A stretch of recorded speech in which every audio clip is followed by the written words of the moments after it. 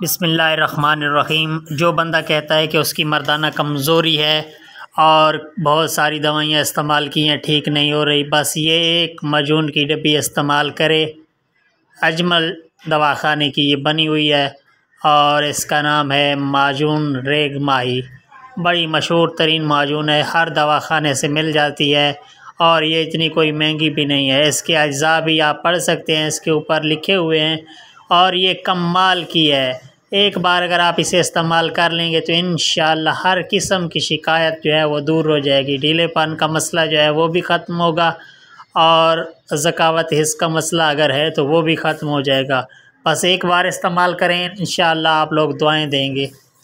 बस एक डब्बी इस्तेमाल करें, उसके बाद आपको ख़ुद ब खुद पता चल जाएगा कि इसमें कितनी ज़्यादा ताकत है। अगर हमारी वीडियो अच्छी लगे तो चैनल को सब्सक्राइब करें, वीडियो को लाइक करें। मिलते हैं अगली वीडियो में, तब तक के लिए खुदा हाफिज़।